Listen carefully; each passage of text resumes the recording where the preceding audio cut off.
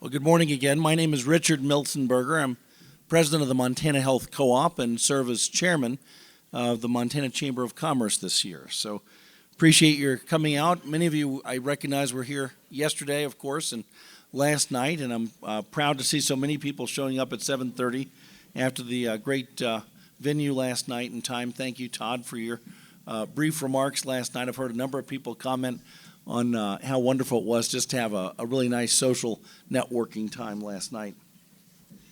Before we jump into the legislative panel, I did want to take just a minute. You'll see some names popping up on the screen here, and these are the same names that you'll see around a lot of the tables here, and those are our sponsors. We appreciate the folks that make this possible, and I just wanted to run through at the platinum level and save your applause to the end, please. At the platinum level, Boeing Corporation, Northwestern Energy, Montana State Fund, First Interstate Bank, Chaudere Children's Hospital, Washington Companies, Pacific Source Health Plans, Blue Cross Blue Shield of Montana.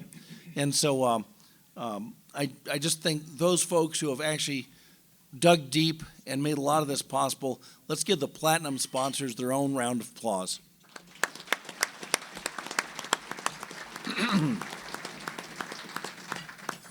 And then we'll just run through rather quickly, but I wanted to recognize Charter Communications, the Big Sky Chamber of Commerce, Microsoft, Town Pump, Valley Bank of Helena, VisionNet, Republic Services, the Montana Bankers Association, University of Montana, the Taylor Luther Group, pardon me, I was out too late last night, I think.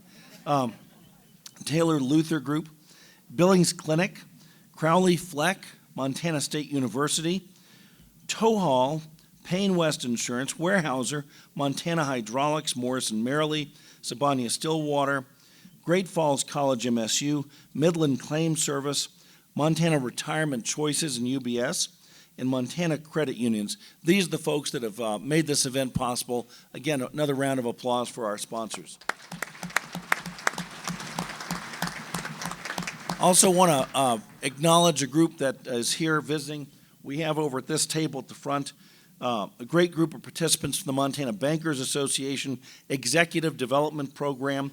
It's one of the things we talk a lot about at the Montana Chamber is workforce development. It's great to see that happening within our ranks. And the Bankers Association and the banks of Montana spend a lot of time and energy developing professional bankers, and it's great to have you folks with us, so thank you for coming. Each year, one of the funnest things I think about the business days at the Capitol is this Eggs and Issues breakfast, and so we'll be eating breakfast and listening to our panelists speak. And during legislative years, this really will set the year for the tone for the session. And during these off years, it's an opportunity to hear about the interim priorities. So the interim committees are meeting, and we'll be hearing about that all through the year, but right now, those are getting kicked off this coming week, and just think it's important to hear from our legislative leaders on both sides of the aisle to find out what those priorities are. Moderating our panel today is Paul Hopfauf with Montana Dakota Utilities, and he's also, Paul is on the far side there. Paul is the chairman of the Government Relations Committee for the Montana Chamber, takes a lot of time and energy. We appreciate his efforts there. He'll be moderating the panel. Thank you, Paul.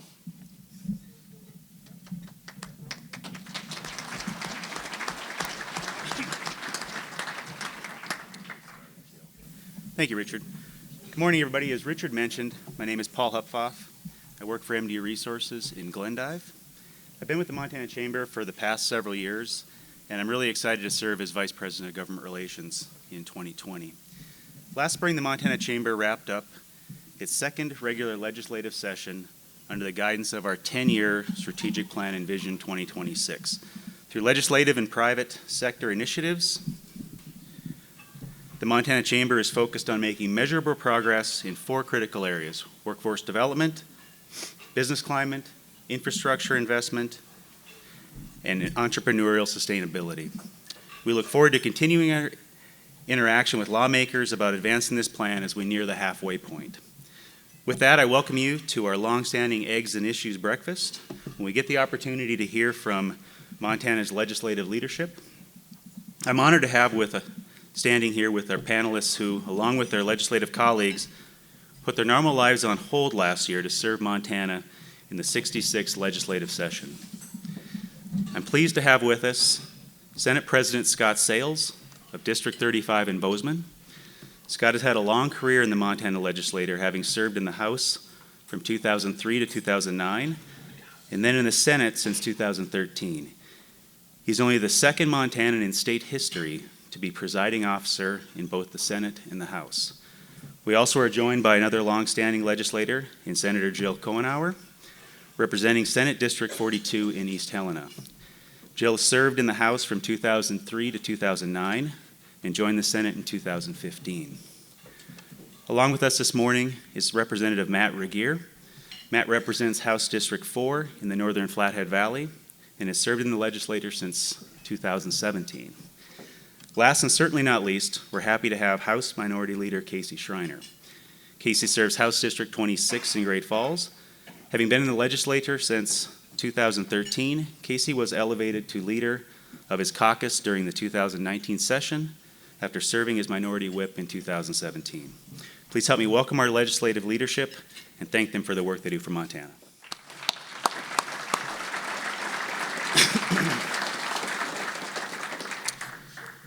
We'll start with some brief opening remarks. We'll begin with Senator Sales and then go to Senator Cohenauer, followed by Representative Regier, and close with Representative Schreiner. After their remarks, we'll open it for questions, so be thinking of those questions. And during that time period, Bridger and Kimberly will have roaming microphones to get your questions quickly. With that, Senator Sales, the floor is yours. Well, thank you. I want to thank the Chamber for the opportunity to come speak to you folks again. Hard to believe that actually this is the 8th time I've been asked to be up here, and I'm going to date myself a little bit. Back in the 70s, there was a sitcom that I never watched, but it was called 8 is Enough, and that's probably about right. But it's been a great opportunity to serve the people of Montana and in my district. It runs North Gallatin County, all of Broadwater County, and actually part of the county out here in Lewis and Clark, out in the valley all the way up to Cascade County. As was mentioned, I've served 8 sessions in the legislature, and I'll be terming out in 2020. Sometimes I've had a little bit of a rocky road, as some of you guys know, with the Chamber. I started off being a champion of business, and that was really good. And then over the last couple sessions, I found myself a little crossways with some of the folks on the Chamber, not personally, but just policy-wise. And I think that it's been good to have differences. Obviously, that's what the legislature is all about, is discussion of ideas and priorities and trying to get things accomplished for the people of Montana. I don't have any really prepared remarks to say other than thank you, and I think the Chamber's in good hands with Todd O'Hare. It's been a pleasure working with the Chamber staff, and maybe there'll be an opportunity to do that in a different capacity down the road, but be more than happy to answer any type of questions. And with that, I'm going to let some of these people that are actually going to come back have the majority of the time. But thank you so much. It's been a pleasure.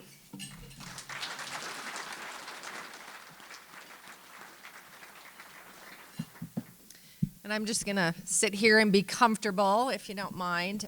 It's great to be here. I'm Senator Jill Cohenauer. I'm from Senate District 42, which is East Helena and all of Helena, basically from Beatty to the east, which includes the hospital, Chaudere, all of that area, which is a growing and thriving business area in the city of Montana. We are grateful that development continues in our town and that there are people that are willing to invest in this local community because they can see what we see, which is a great climate for education. It's a great climate for businesses in the Helena area. So we really appreciate that.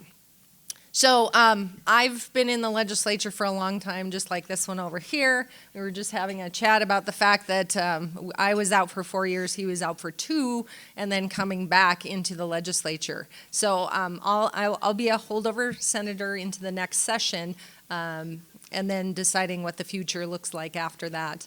My passion in the legislature is tax policy. When I very first came in 2003, I basically looked around at all of the opportunities in the legislative process and said, what do I not know anything about?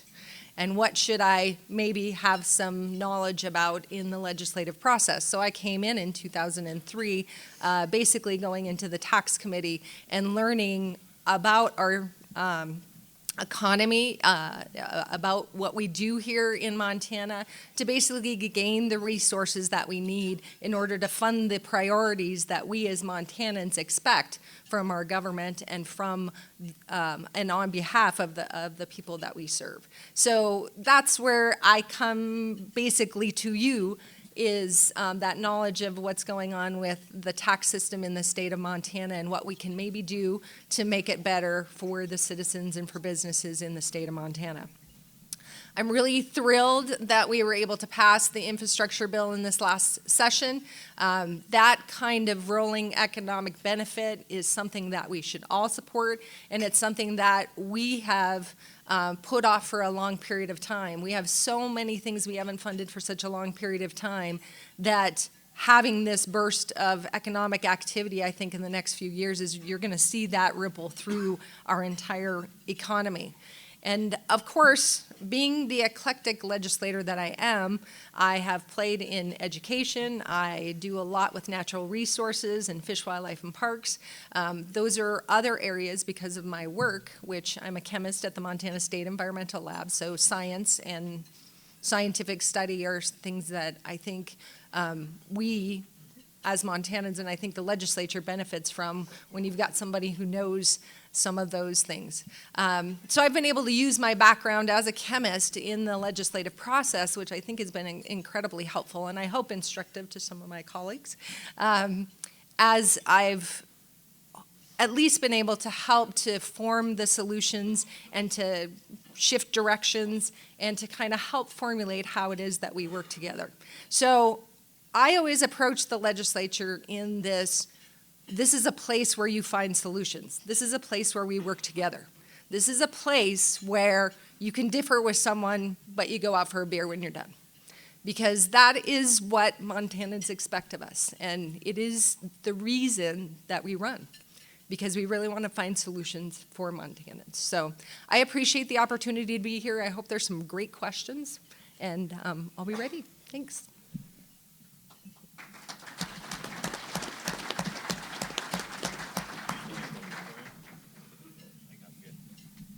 I'm Matt Regier, representative for House District 4. My freshman year of college, in the summer, I was digging sprinkler lines, and that was my first job. And I remember as I'm digging sprinkler lines there, making money for somebody else, I vowed, I'll do any job as long as I can do it for myself. And any other entrepreneurs out here that had that same experience, a job that you hated, that turned you entrepreneur? That was kind of me. And from then on, I was lucky enough to start and run small businesses on my own from that point on. So I've done that really my whole life. I've learned that you do need a blueprint when you are running a business, and it's no different with government. You need a blueprint, and Montana needs a blueprint too. Unfortunately, Washington we're already living that with Washington, D.C. Our current administration has shown us how businesses can benefit. They've cut regulations. The current administration, by the middle of 2019, was cutting 8.5 regulations for every new rule that they brought in. That was a third of government regulations that they've cut. Another part of the blueprint that Washington, D.C. has shown us is the tax cuts. The Tax Cuts and Job Acts became law in December of 2017. That cut the corporate tax down to 21% and raised the standard deduction. H&R Block in 2018 said that the average tax payer was saving $1,200. The Dow Jones is at an all-time high. We know that. Unemployment is very low. Food stamp recipients are very low. People have money to spend. We're living that now.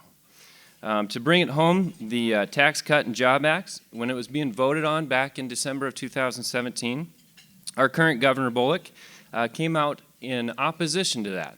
And I'll quote, it poses significant problems for the state that would likely reduce revenue by the general fund by $122 million per year. That's $244 million a biennium. That was the governor's assessment. So today, now we can fast forward to the future, the fiscal year-end report, financial analysis, I'm sure you've all read it, right, from 2019, and bookmarked like me, I'm a nerd. But right now, our general fund ending balance at the end of fiscal year 2019 was $358 million, and that's $159 million more than expected. We did not lose the $244 million as proposed, but we gained $159 million. It works when the government takes less of the people's money. There have been opportunities in the past in Montana to decrease taxes. In the last legislative session, there was Senate Bill 217. It was vetoed by the governor. It would have increased the exemption of Social Security income on Montana income taxes. That would have left about $20 million in senior citizens' pockets to spend. In the 2015 session, there was House Bill 166 that was also vetoed. It would have reduced the income tax rate in each bracket by 0.2%. That would have left $40 million back in the taxpayer's pocket. I know there are those that say that we need to fund the government, and if we don't, the services will be hurt. The current state auditor in the last 3 years has cut his budget by 23% and still serves Montana well. So we can still cut our budget and still provide the services. And to give our, in the spirit of bipartisan, give our governor credit here, in the fiscal year 2019 report, we had $37 million that was not spent out of House Bill 2 appropriations, and $19 million was unspent by the Department of Health and Human Services. So savings in our department are currently can happen and do happen. Other savings, you say, kind of where's this money coming from? In the 17 biennium, the Montana Department of Corrections spent $100,000 to rent a fence. $100,000 to rent a fence. We currently spend $6 million on state-run health clinics that are only for state workers that have current health insurance. We spent last session $1 million to the ACLU for their legal fees. Can we say tort reform? There are ways to reduce spending without raising taxes. Real quick on the Chamber's Envision 2026. See, there's 4 goals: the workforce, entrepreneurship, business basics. I really like that one. That was a great one. Infrastructure. And I agree with all the objectives. They're very good objectives, but maybe there's different paths to get there than just raising taxes, which was done last session with the bed tax and then the session before with the gas tax. I think we have to be careful that we don't make the same mistake as Governor Bullock and the Department of Revenue that was done on estimating the Tax Cuts and Jobs Acts. If we think that taking more of Montana's money and letting government invest back into them, that's not going to work. The blueprint of success is removing regulations and lowering taxes to turn loose that free market. I think the next legislative session, we need to work at cutting that administrative rules and eliminate the business equipment tax and lower property tax. So I believe in the businessmen and women of Montana, not so much the government. Thanks.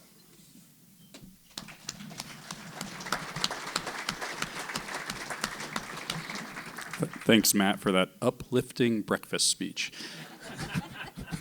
Just kidding. Good morning, everybody. My name is Casey Schreiner. I serve as the minority leader in the Montana House of Representatives. Wow. So I will say, just to start out with, one of the benefits that can come out of our fiscal outlook and is that tells me that we have a real opportunity moving forward. And I want to be more forward thinking in this conversation because we should be talking about what we're going to do now to improve on the future, because there's a lot of things that we can improve on. This last session we did have an opportunity, as Matt talked about, a blueprint. A blueprint was laid out. I think day one of the legislature, people, myself, stood up on the House floor and said, here's the things we're going to do. We're going to actually finally pass, after a decade, an infrastructure package that's going to put shovels in the ground, people back to work, and maybe have an infrastructure so that our kids in the future actually have an opportunity to not have to be forced with the same issue session after session that muddies up the waters and prevents work from getting done. And we got that done. We stood up and we said, listen, we're going to actually protect health care for 1 in 10 Montanans, but maybe more importantly in this room, we're actually going to keep our rural hospitals open. We're going to keep businesses that have good trained employees in rural communities, because if those go away, now you've just localized all of those good paying jobs in big cities, which is not good for our state economy. And we got that done. We got some really good stuff done this last session, to the point where I would almost say this last session was the most successful legislative session in a bipartisan way that we've had in my lifetime. And I'm 37 years old. A lot of really good stuff got done, but you can only be really good. You can never be perfect. And so we need to look forward. In this interim, I think the big conversations we're going to have are taxes, right? I mean, that's the big, I think we're having this legislative week next week that a big focus got started on how do we make the legislature better, which is a good conversation to have. And then also, what does our tax system look like, and what can we do to actually move it forward so that we can afford the services that, as Senator Kohnauer said, Montanans have demanded and are not okay with going away. And we look back in 2017, we all heard, Republican and Democrat, no matter who's at fault, sometimes Scott and myself disagree on this, but people were not happy the way that whole thing got handled around our state as far as the cuts that were made, the cuts that were proposed, and then the cuts that ultimately were made. We got to avoid those situations. And it sounds like, based on what Matt said, we're in a financial situation where we shouldn't have to do that. We should be forward thinking, and we should be talking about things like workforce. I've had the opportunity in my life to be an educator in a middle school, high school. When I worked for Butte Central Catholic Schools, I actually taught computer science to kindergartners. There is a conversation we have to have about education and workforce and how they interplay. And I will say I applaud the chamber. And one thing that's made me very happy in the work I've got to do professionally and politically with this organization is you all focus on that and you see it. I've been in a unique position over the last few months to be able to travel the state and talk to businesses and people all over the state, rural and not. And the one thing that you do see when you're out there are help wanted signs. And the fact is, when we talk to those business owners, they're having a very tough time finding the talented, trained, and that's the big key, trained staff they need. That needs to be a huge focus of the next legislature. And the disappointing thing for me is I actually think I gave the same speech last time about how that needs to be a major focus. We got to figure out a way how to fund these things and incentivize businesses. Because, we hear all the time politicians sit up here and talk about who are job creators and who are not. And I will tell you right now, my fundamental belief is we are not, as elected officials, job makers, no matter whether you owned a small business or not. That's not your role as an elected official. Your role as an elected official is to set the table so that every opportunity exists for small businesses and people around the state. We can do a little bit better job of that. And I think with business training and employee training, there's a real path forward for that. Because I'll tell you, whether you're in healthcare, whether you work in the construction industry or anything in retail or food service, no matter what the topic is, it's how do we hold on to talented employees in such a competitive job market? And that has to be a focus of whoever's in charge on the second floor next year, but then ultimately the legislature needs to treat that like a priority. But people need to feel okay and safe in their homes. And so we have to focus on these kitchen table ideas. And I think that's a conversation this interim that's being had by all the interim committees. I think it's a big deal that the legislature is actually looking at if we're doing our work right, and if the legislature in general needs to be modernized for a current economy, and that our state demographics have changed over the last 40 years. So there's a lot to be happy about. There's a lot to look forward to. And I will say that we need input from all of you. We say this all the time, that we need to hear from folks that are business owners and community members around our state about ideas and things to be innovative, because innovation does come from the people in this room. And that has to be something that our elected officials, myself and everybody else, have to focus on and really take those ideas forward, because no elected official should be the smartest person in the room. And if they think they are, they're wrong. They need to surround themselves with the smartest people possible so they can make decisions that are best for our state. And I think that there's a real opportunity moving forward for us to do that. So I'm excited for the questions. I could talk for a long time because I'm a talker. But again, good morning. Thanks for breakfast.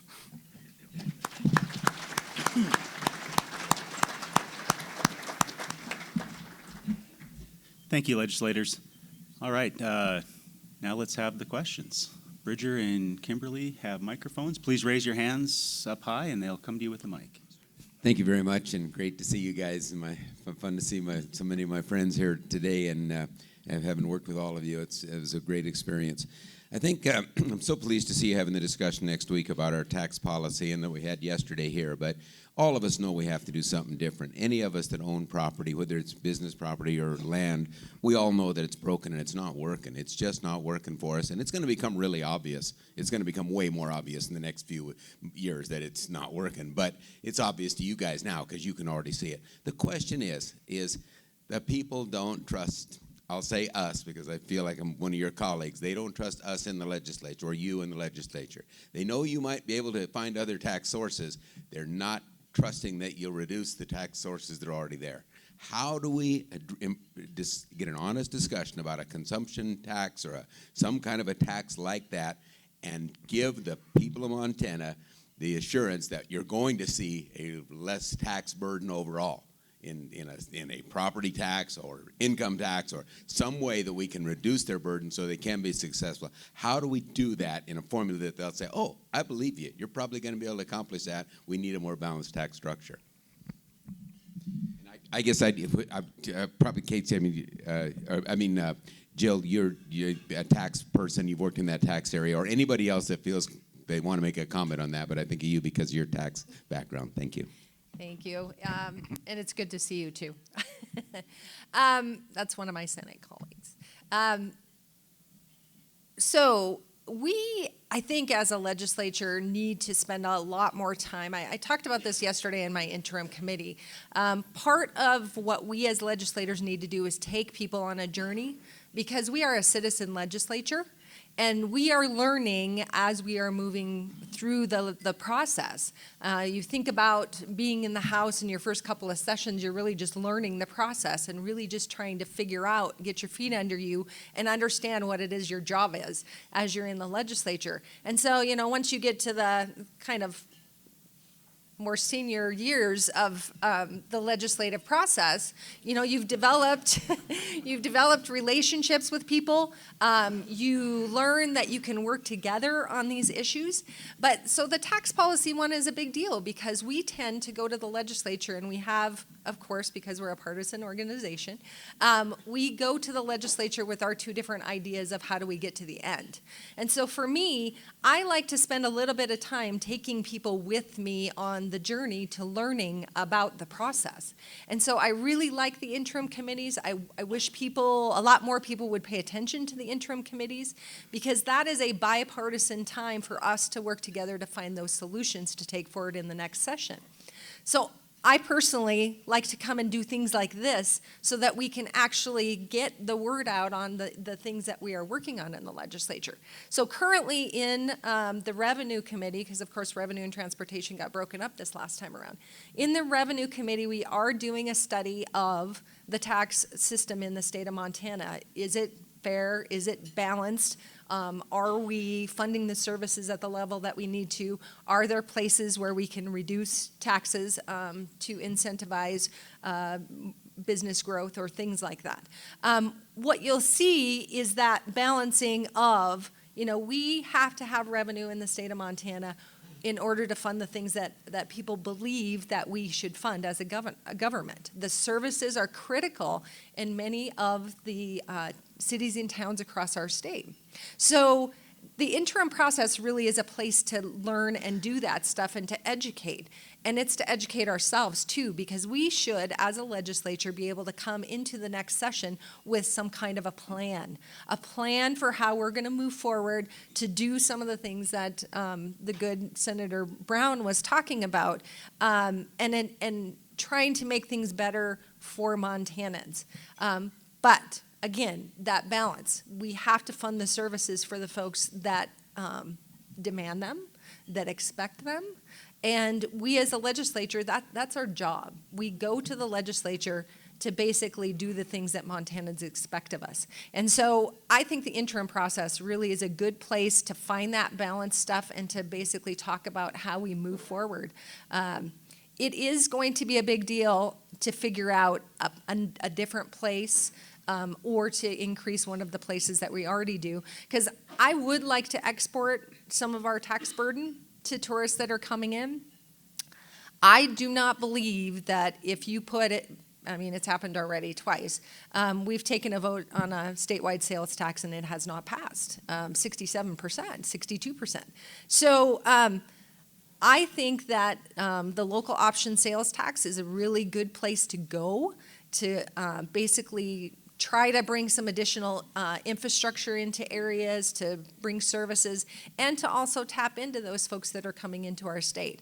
I actually think that the bed tax was a great place to go to get additional funding for the things that we expect, like the Heritage Museum, the infrastructure things that we as a legislature need to fund on behalf of the cities and towns and the places across our state. I thought that was a great way to export a lot of the tax burden. It's only paid by about 46% of Montanans. So yeah, we're going to contribute, but we should. Because these are a contribution to the things that we want to have and that we expect in our state. So I think that's a good place to go. I think it's we can talk about how we want to do that together, what things we can do to actually make it not be such a burden to Montanans. But I do think that that is a place to go to basically increase our ability to reduce taxes in other areas like property taxes that people feel are a burden. Thanks.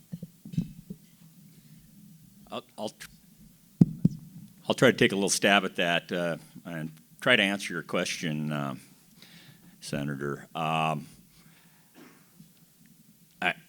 spoke to this group before. I've indicated that the economy is changing a lot. A whole pile of folks, especially out in the rural areas, but also in the urban areas, are buying their stuff online that they don't from individuals that don't have a storefront. They're not paying property tax. They aren't buying goods and services from other local vendors and businesses. They don't employ anybody locally other than a UPS or FedEx driver. So, and they're getting off just scot-free. They don't sponsor Little League baseball teams. They're just not active members of our community. And we need to level that playing field, or we're going to see more and more of these brick and mortar businesses go out of business. And I've advocated for a sales tax in the past. With the name sales, you kind of have to be for one, I guess. Things change. Yeah, they've failed in the past. I voted against a sales tax in my very first session, 2003, and the reason was not that I was opposed to it, is because it was going to be a tax increase for the people of Montana. And Senator Brown's spot on. I think that people don't trust us because they know when the legislature's in that their treasure and their liberty are at stake. And if you look at other examples of states like Idaho that brought in a sales tax, I don't know, it's probably been 30, 40 years ago at least. No, it's probably been at least 40 years ago. They had a commensurate cut in, they said it was going to be revenue neutral. They cut property tax a little bit. They cut income tax a little bit. And guess what?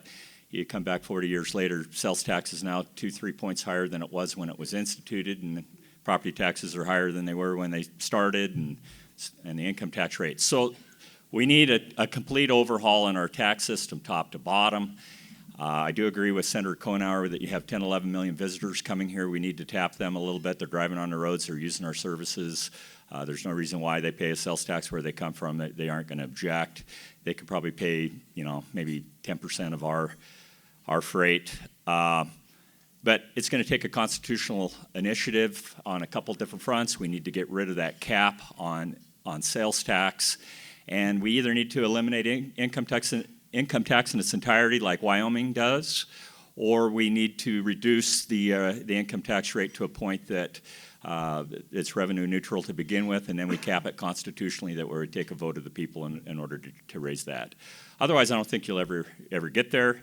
And but I agree with you wholeheartedly. Things change, the economy's changing, and the tax structure needs to change along with it. So we're behind the 8 ball, and it's a good thing that we're looking at it, and I hope some positive things come out of that interim committee because we're in desperate need of a tax overhaul in state.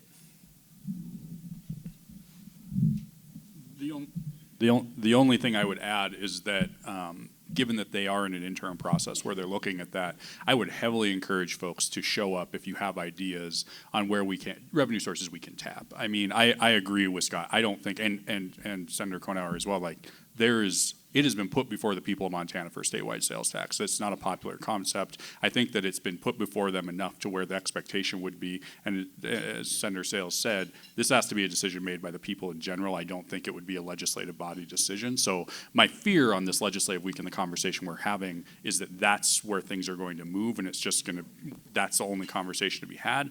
And maybe it's there because we don't have innovative ideas coming from our communities. So I would really encourage folks to show up and be a part of that conversation. Because I'll tell you, as far as the tax structure is concerned, and I agree with Senator Brown that property, that's not a Republican Democrat issue. I mean, everybody that owns a home is tired of seeing their property taxes go up. But I will tell you it is a legislative issue because we have continually, and school districts are getting hammered around the state. There are school districts, I come from a community where our district has passed one operational mill levy in 12 years. In a community, even at stagnant growth, or minimal growth, if you look at what the cost of inflation has put on, what the cost of educating kids is, that's detrimental to communities, which means you have the haves and the have-nots around our state. And yes, those communities vote, but it's because the legislature has kind of shifted the burden back to the local communities to decide. And of course, I think one of the challenges is in our political climate right now, any conversation about raising or creating any new tax gets used as a political weapon. So it makes it very difficult. And that's not a great answer to your question, Taylor, but I think that's part of the larger conversation we have to have, is we have to figure out how to de-weaponize some of these conversations that we know we have to have in order for us to move forward economically. But it's challenging because it's human nature to try and win, and that's what we're up against. So any ideas are welcome. I think people should show up to those, engage in the interim process, because I do agree. I think ideas that come out of the interim process have more legs when they get to the session than those that just come out of when people are in their partisan corners and they've been recently elected and they show up. And if you're a brand new legislator, which I think at least 20% of our body always is. You're focused on learning how to do the job, and in some respects, you're focused on how do I do this right, and how do I become and mesh with the people that I'm surrounded with all the time, because that's human nature. You want to be part of the group. So I think there's an opportunity that's to be had during this interim when we have actually a couple different groups talking about the tax structure. But I think there's agreement on both sides. We need to take a serious look at this and fix, because our structure right now is not built for the economy and the times of today. So, thanks. When a politician says real quick answer. So this will be real quick. I think what you hit on was trusting the people, and to earn the trust, I think we got to start showing them that we can manage responsibly what they've already given us before we start talking about raising something else. So that's where I would start. That was quick. Nicely done. Thank you. Next question, please. Well, this is Bridger. Maybe I'll ask one while others are still thinking of them. Obviously, no legislative session coming up, but as has been alluded to already, you're getting the closest thing to a simulation with Legislative Week. We're all looking forward to what that might bring. I guess kind of a two-part question. As far as the four of you on this panel, what are your expectations coming out of that week-long process? And then two, what do you think are the benefits and drawbacks of possibly moving to an annual session format, or any other kind of major reforms to the process that we do business as a state?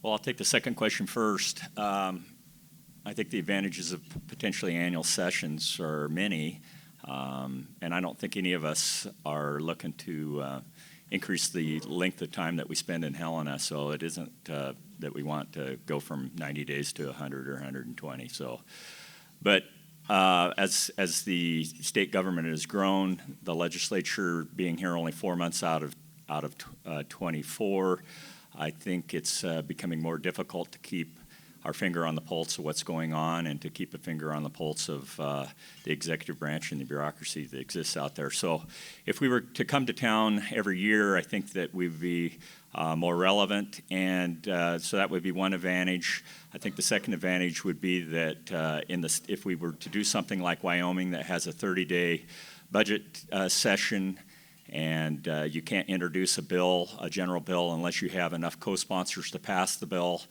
That's a good idea. People would be more involved all the way across the legislature in the budgeting process here in the state. Then we would sine die. We'd come back in the next year into a 60-day general bill cycle. And that would give freshman and sophomore legislators that aren't as familiar with the process as some of the rest of us to work on legislation over that whole year. And I think we would have better legislation, more well thought out legislation, and quite frankly, I don't want to be critical, but oftentimes you see people that get up and introduce a bill and they don't really know what the bill does. And part of the problem is you get elected at 1st of November and you're trying to find housing, you're trying to say goodbye to your family, maybe get your business affairs in order, and then you got to be up here the 1st of January, and also in that process you got to try to get some bills drafted if you have some ideas of stuff you would like to change. So I think there's many advantages that shouldn't cost the taxpayer an extra dime. It is going to require, in my opinion, for it to really work, we need to change the Constitution. That's going to require another sales job. Gosh, that sales thing just keeps coming up.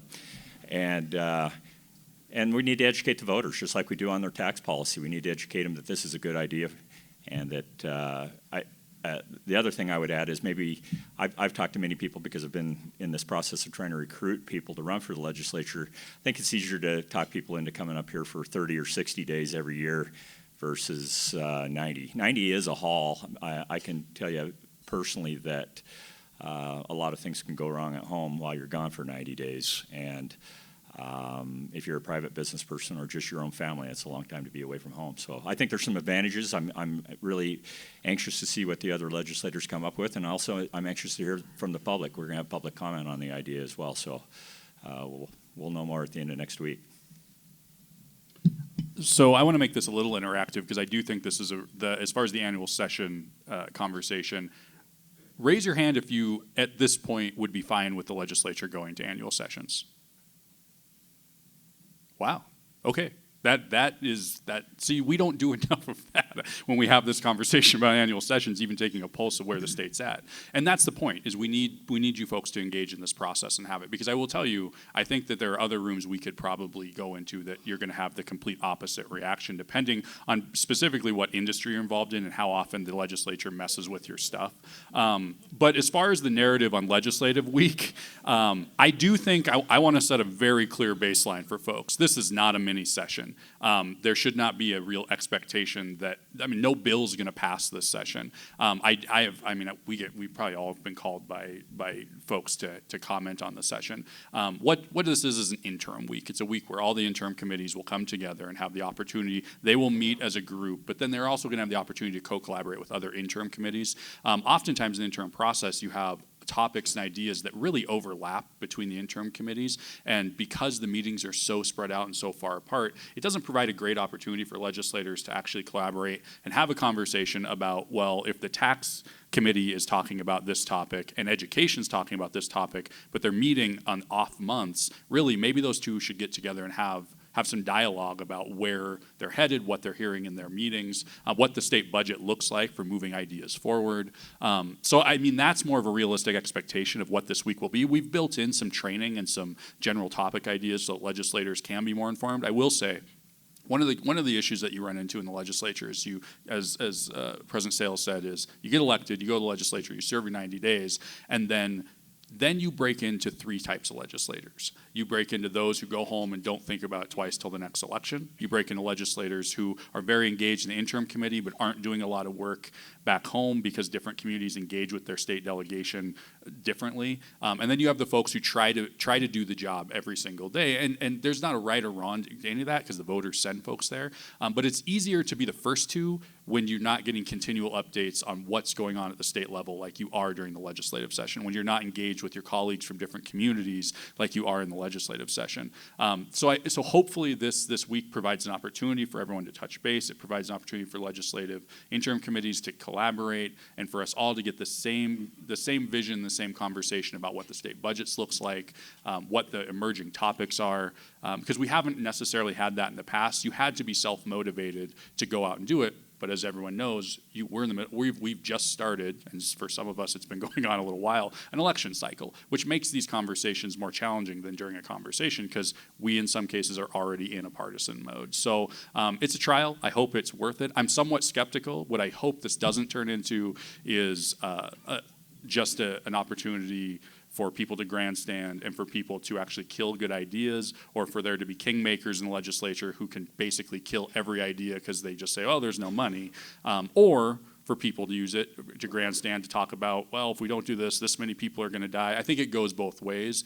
If we want this to be a constructive process and a real good thing that we move forward with in the future, I think we have to view it as a bipartisan collaborative meeting for a week, and hopefully a lot of people show up, hopefully a lot of the public show up, because it's a great opportunity for the public to actually engage and have a conversation. It's one unique opportunity where folks could show up and actually engage in multiple interim committees at one time and only have to travel to Helena, once and go home, and maybe hit 2 or 3 interim committees where there could be topics that affect your business. So there's a real benefit, but I think we just have to see after at the end and assess whether it was a good idea or not. So.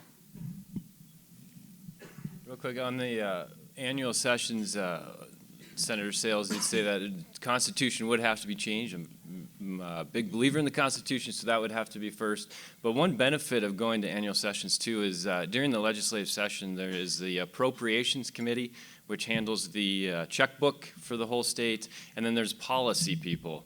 And I've had the privilege of doing both, and I've been a policy guy where you look at the approps guys cross-eyed going, why can't we cut $10 million? Come on, this is a $14 billion budget, right?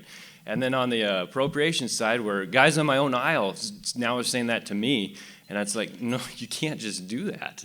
This is, so to have annual sessions where everybody can have that holistic approach and not, people on the same side of the aisles going, no, just get it done. No, you get it done. So I think it would eliminate a lot of that and be very beneficial that way.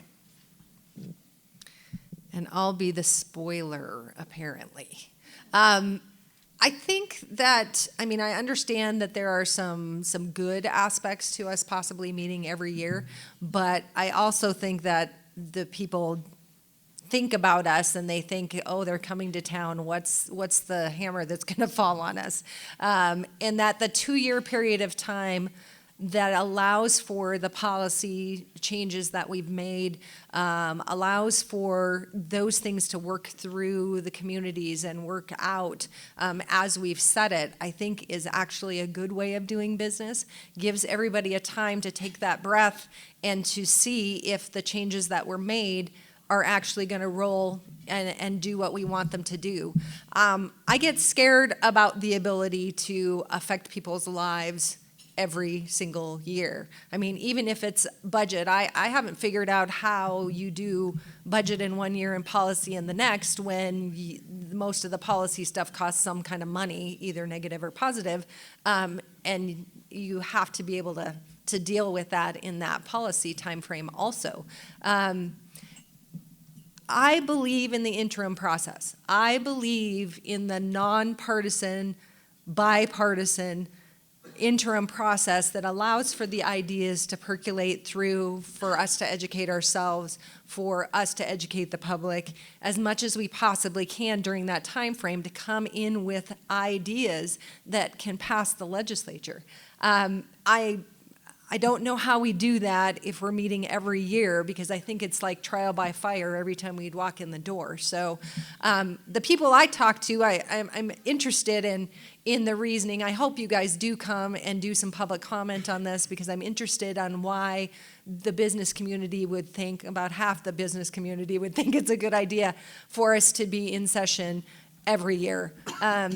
Because the people that I talk to out on the ground that I interact with every day are like, oh, I don't want you guys in. I don't want you to be doing that. I want you to come home and be what you are, which is a citizen legislator that is my legislator that I can interact with. So I get scared that we distance ourselves and we start to professionalize the legislative process, and I don't think that's good for the citizens of the state of Montana. So I'll be the little spoiler up here on that.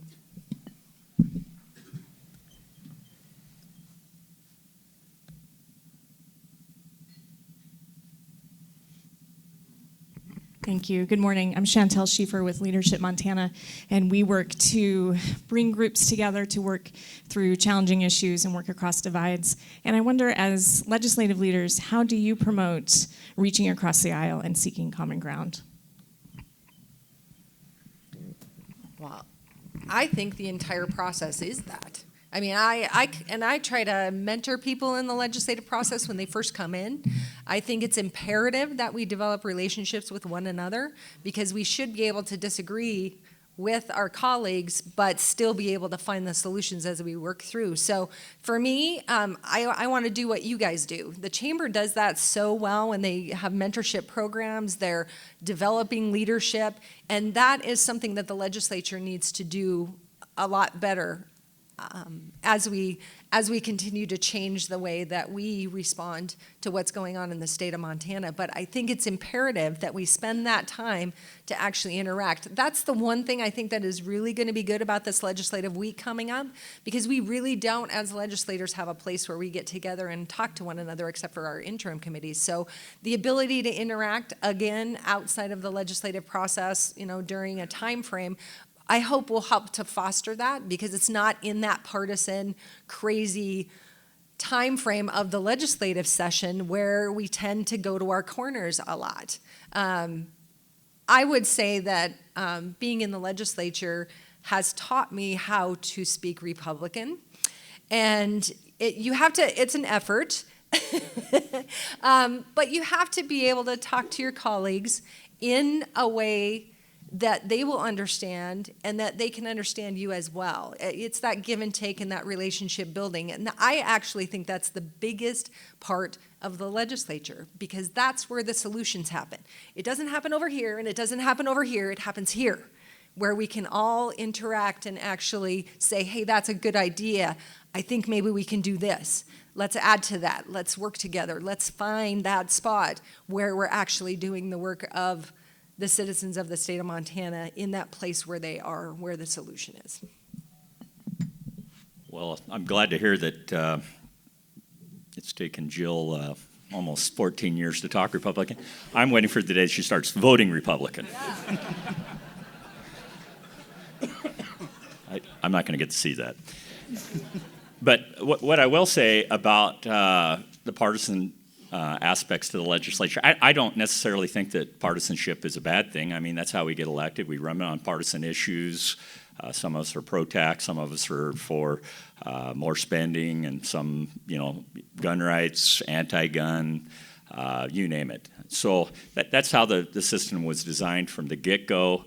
The legislature and our Congress was designed, and Congress has gotten a little out of control in terms of the gridlock there. But it was designed to move slowly and to have a robust debate, and that's what we have in Helena.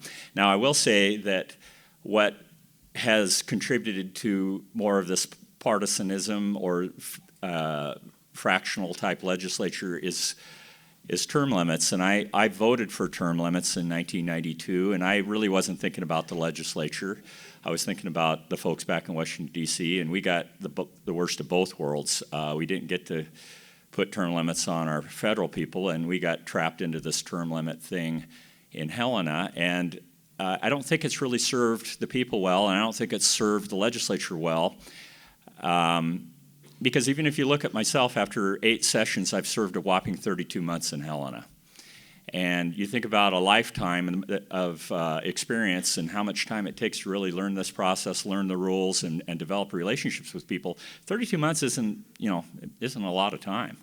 And so I can, just from my own personal experience, I started in the House. Senator Sesso, who's been the minority leader for a long period of time in the Senate, we came in approximately the same time in the House, and we were at odds with one another. I remember having many robust debates with him on the floor of the House, and I'd probably have to say that he maybe didn't even like me very much. And by the time we got over to the Senate, we started working together, we got to know each other, we started doing things together, we even play golf now together, and I count him as one of my friends. I doubt he's going to vote for me this year, but that's okay.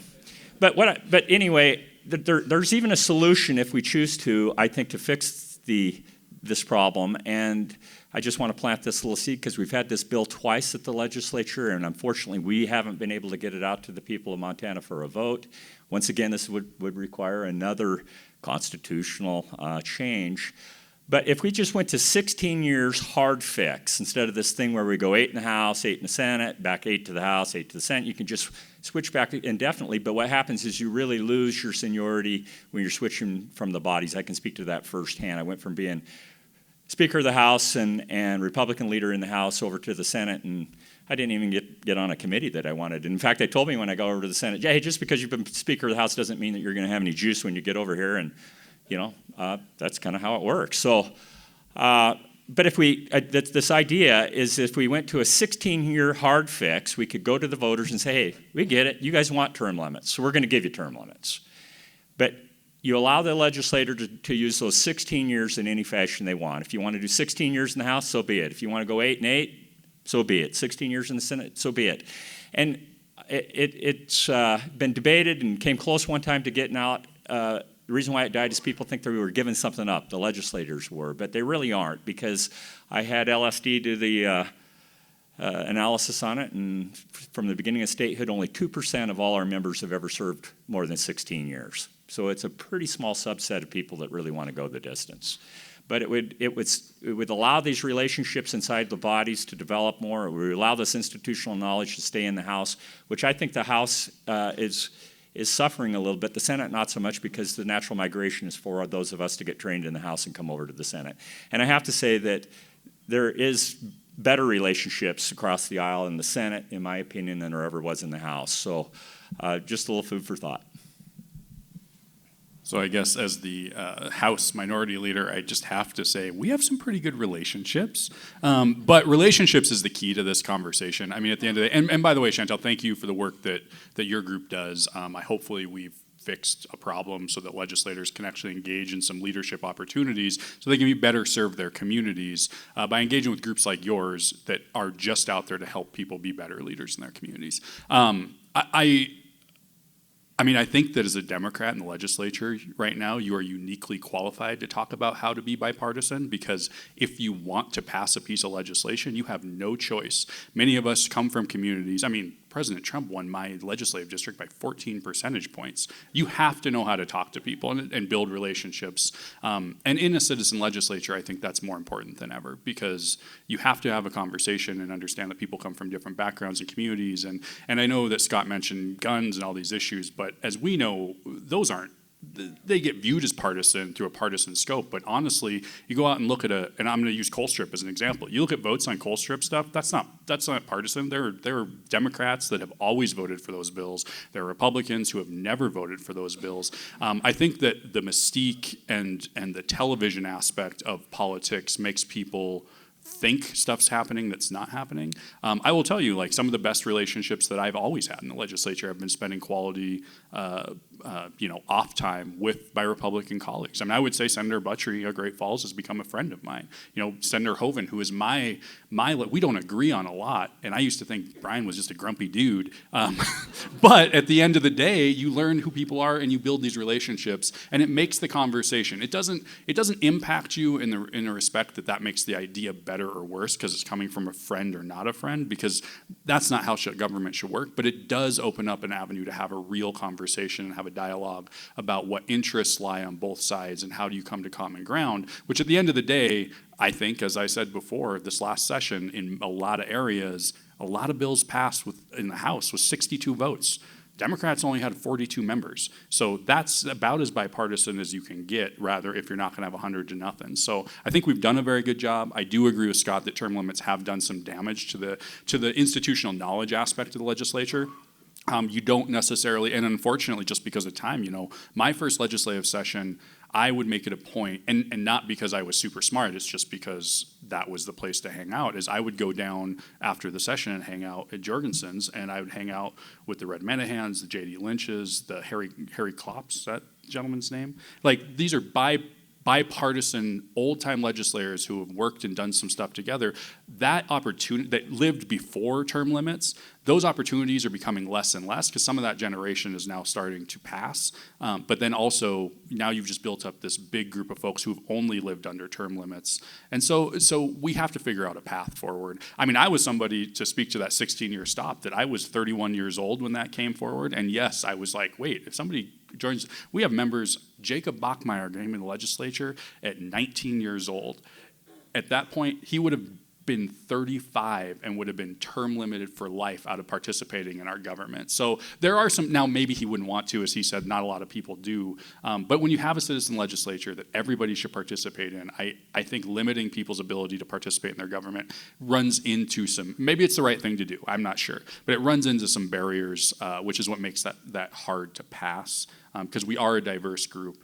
I unfortunately think we're not diverse enough. I still think that you have to either have a contract that allows you to go to the legislature, you have to be willing to leave your job and cut your income to go to the legislature, or you have to be independently wealthy or retired to serve in the legislature. Those are still issues that we face. You still have to have an opportunity that for childcare if you have kids. It's unique to find legislators right now that actually have young kids at home because there is not a great system, for having those. I'm lucky enough to have a mom who retired to babysit our kids because we come from a working family.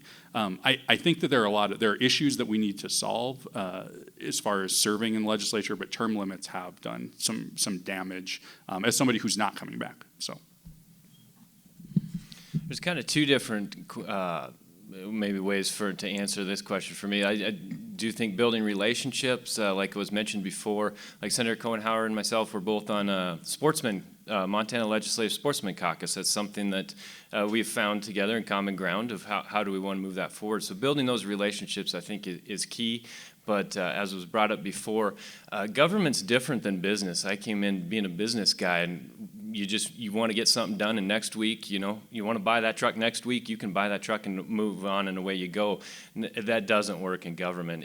You got committees, you got to study that truck, you got to have a report on that truck, and then you got to do something else with that truck, and then all of a sudden it's tabled, all right, and you don't get the truck. So, that's not all so bad. I mean, you talk about it's a different mindset, and I had to get in a different mindset, but it was created to move slowly and to stuff to be vetted and to get that end product right on both sides. So going to conferences with other legislators, there's been some Canadian legislators that I met with, and just ask, how does Canada work on that? They just have one legislative body and no governor. It's just pendulum swinging, and then the people hate that and they elect the next party, and it's just a wild time up there. So I much prefer, when you talk about gridlock or compromise, I really admire people on both sides that stand up for what they believe in and say, this is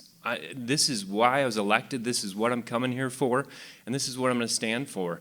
I have more respect for those than somebody that just says, hey, I want to pass a bill. I want to go out and get my name on a bill. It's like, come on, stand for something. Whatever it is you're going to stand for. So,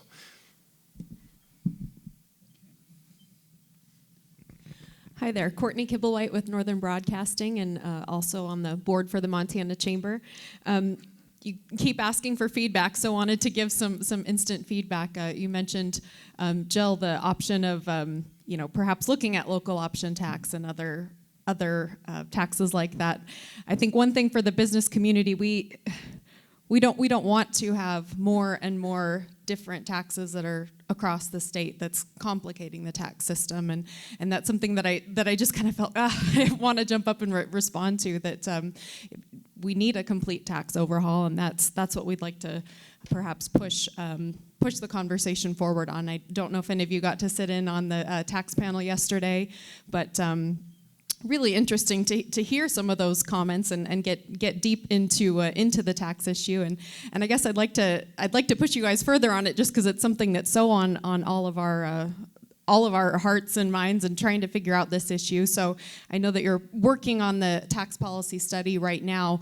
What do you expect to be kind of actionable items after that? Because I found it funny, Matt, your comments on how slow it can move, and I agree. There's reason for that process, but at the same time, at some point we have to start talking about it and just coming together and actually move on something. And so I'm just kind of curious what comes after the tax study. Nobody's reaching for their mic very quickly. I hope that the tax study itself can be used to have further discussion about what makes sense for Montana. And it is going to take a while. That is the process. I've learned in my time in the legislature that some ideas have to incubate for a while. You bring bills and you educate people, and the next time around you bring the bill again and you educate people some more, and you talk to the stakeholders, and you meet in the interim, and you continue to work on the ideas until you get to the point where it is something that's fully fleshed out. I don't know what the answer is to the tax policy question. I know that we need the revenue to maintain the services that the state needs to maintain on behalf of its citizens. To me, the interaction of the interim time frame between the two committees, we're spending a lot more time with the folks that are doing more of the budgetary stuff. The tax committee is. This session, we've already met together at least once, and I think that that's upcoming, because we do need to balance both sides of that equation. We have to have the revenue to be able to provide the services, and then the budget folks need to say, these are the priority items, and this is what we need to fund. And as a citizen legislature, I didn't get the opportunity to say term limits comes up. I think it's horrible for the system, because it allows for, and I know there's a lot of lobbyists in here, and I love you all, one of the issues that happens is the lobbyists are the ones that have the longest term memory for the things that happen in the legislature, because we are citizens. I go home and I go to an 8-hour-a-day job that I do every day and be responsive to my home citizens. But a lot of times you get lost in that I went home aspect of it. So interim committee and actually participating in that is a really great place to help incubate the ideas that you might have on how we can move forward. The cap on the sales tax is harmful. We'll go back to what Senator Brown was talking about. A 4% sales tax, you cannot get rid of property tax, you cannot get rid of income tax. So you're adding a new tax. That's what Montanans are going to see, is that even if you did an exact offset of it, it's not ever going to happen that way, because things grow and you have to continue to add revenue to the system, or have places where there's growth in the system that can continue to keep up with the things that we have to fund. So I will say it again, the interim process, the bipartisan interim process, is a place to engage and fully flesh out ideas that we can bring forward to the people of Montana, because this is going to have to go to them. It is a constitutional amendment to do anything that would increase a tax or change the tax status on some of this stuff. We have the ability to cut things pretty easily in the legislature, but you do have to pay attention to that bottom line. We have to balance both sides of that equation on the needs of the people in the state of Montana and the ability to fund the stuff that we think is necessary. So, great. Please participate in the interim time frame. Public comment always. Please, public comment. Tell us what you think we should do, and help us to find a way forward that we can work through in a bipartisan fashion. Thanks. So real quickly, I'll just say that our government's alive and well. In the process, we've seen the budget increase all funds by about 93%. So, and you might remember all the way back in 2003, we actually cut the income tax from 12.3%, if I remember, down to where it currently is like 6.9, and we've seen revenue grow. Obviously, it's grown because the government has almost doubled in size. It's a little more complicated than that because we have such a high reliance on the federal government. But anyway, and I'm going to disagree with Jill on this bipartisan stuff. Big decisions like an overhaul, complete overhaul of the tax system, are extremely difficult to do in a bipartisan matter because there's just too many sacred cows. If you're really going to have a robust change that's going to be positive for the state of Montana and positive for the citizens and positive for the business community. It's going to take people to step out and out in front and take arrows, and it may not be popular at first, but it's going to be necessary. We're going to have an overhaul at some point, and it's going to be better if we do it sooner than we wait till there's a crisis. So I don't know. I hope that we're going to take, I know we're going to take a look at it, but I hope that something positive will come out of it that's really going to move us down the path to fundamental change in our tax structure, because what we currently have, I think, in a matter of years is not going to work very well.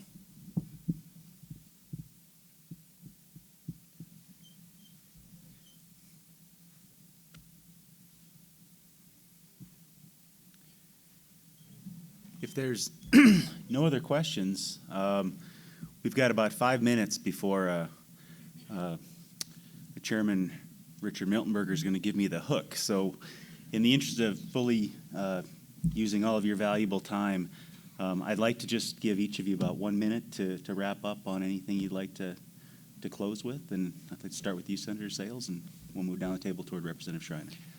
Well, I'll end in the way I started. It's been a pleasure to be invited as many times as I have to speak to the Chamber. I've always felt like the business community really has the ideas that drive the state and employ people and give people opportunities to succeed in the American way. And I appreciate the work that you guys do.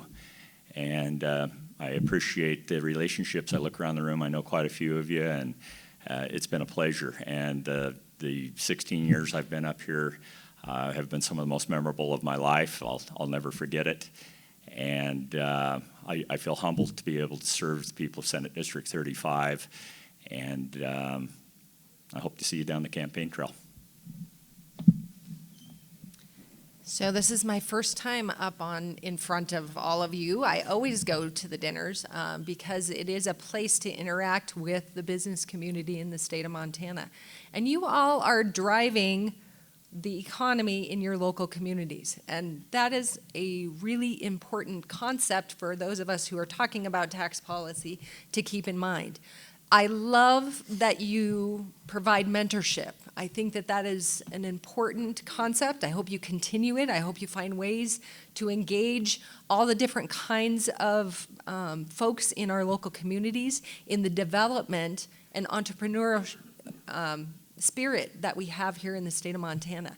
And I think that you do it best of any organization that I know of. So I wanted to compliment you on working for that and to continue to prioritize that as a part of your organization. We're lucky in Montana to be a citizen legislature and to have access and the ability for folks to contact us all the time, call us on the phone. I have a home phone, a landline. So people call me and they ask me what's going on. They ask me what I can do to help them. Email, all of that. It is an important part of what we as the state of Montana have crafted for ourselves, is this ability for the citizens to engage fully in what we're doing in the legislature. So I, again, encourage you hugely to participate in the bipartisan interim time frame, because that is where a lot of the ideas get fleshed out as we move forward. I am very privileged to live in a great state that cares about its citizenry, cares that people have rural health care and access. I think that is incredibly important, and I hope we continue to prioritize that, because we can't lose that in our little towns across the state of Montana, because I think that'll be devastating. We're going to continue to have people move to those urban areas if we don't be careful. I also want to say that part of the interim process that we're doing with the tax study is looking at funding of local governments, county government. You know, we have capped the ability for local county governments to fund the necessary services in their areas, and we've also then pushed, as a state, pushed the responsibility for funding a lot of that down to those local areas.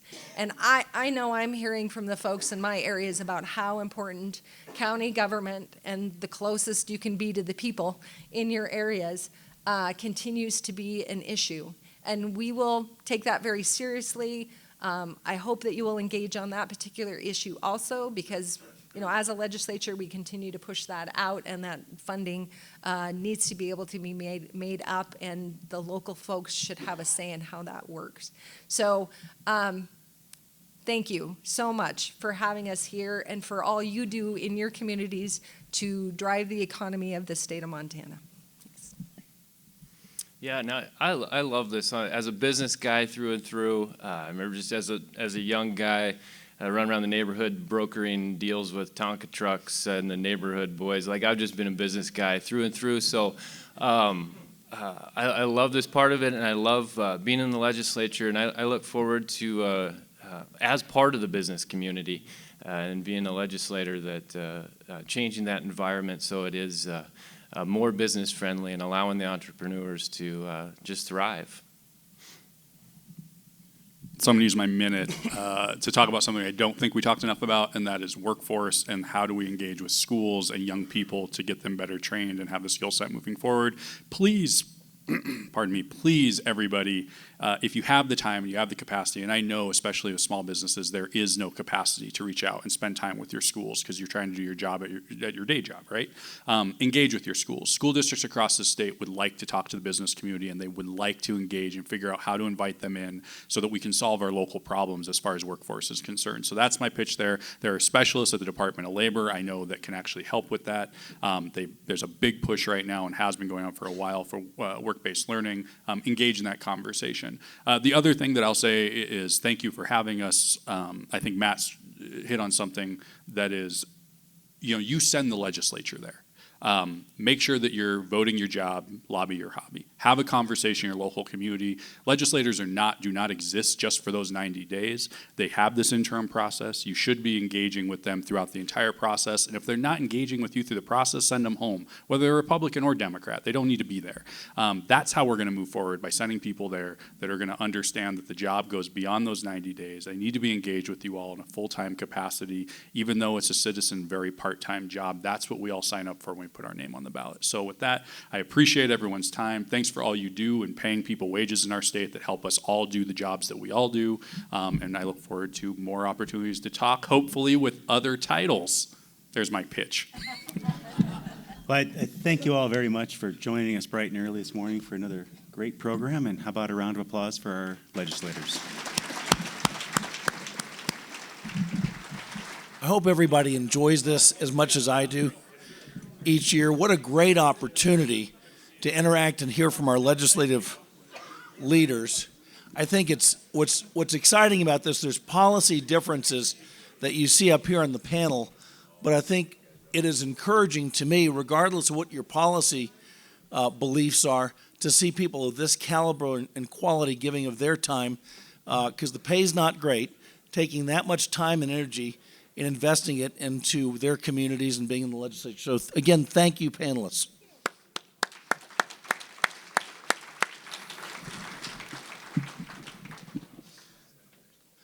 So a few years ago, the Montana Chamber, at one of our board meetings, we had some representatives from North Carolina come out. Now, why North Carolina? North Carolina, it's almost hard to remember it, but there was a time when North Carolina, that's like where Mayberry RFD was, right? It was a backwater. North Carolina was not known for its business climate. The Chamber of Commerce got together and it came up with some big, hairy, audacious goals in North Carolina 20 plus years ago, and changed the business climate, and it changed the economy. And now North Carolina has one of the most progressive business environments in the country. You can start and run a business there without a lot of red tape. There's a lot of one-stop shopping from a regulatory perspective. And so we used their model of change and came up with Envision 2026. We worked through a process and found that there are four main pillars that we're going to work on to change the business culture and climate of Montana. And that's our goal. It's a big, hairy, audacious goal to get a terrific, not just average, but a terrific business environment, the way that other states have done. So we've made great progress in this so far. One of the areas that is a continual struggle for the state is workforce development. It's been mentioned before. This morning, we're going to hear from the result of, we've done a number of focus groups around the state talking to business leaders. The Chamber's gone out and met with business leaders around the state to try to find out what the gaps are in workforce development, where the workers are needed for the future. And we've done a survey, and so we have the results of that survey that are going to be brought to us this morning. So where is Matt Olson? Oh, there he is. Good. There's your cue, Matt. Matt Olson, who is one of our terrific new staff members with the Chamber, is going to be leading this. And so, Matt, without further ado, thank you. Matt Olson. Thank you, Richard. As Richard introduced, my name is Matthew Olson. I am the Director of Network Development for the Montana Chamber of Commerce. Thank you all very much for being here. As we start out, so I'd like to start out by saying thank you to our Treasure State members, First Interstate Bank, Northwestern Energy, Montana State Fund.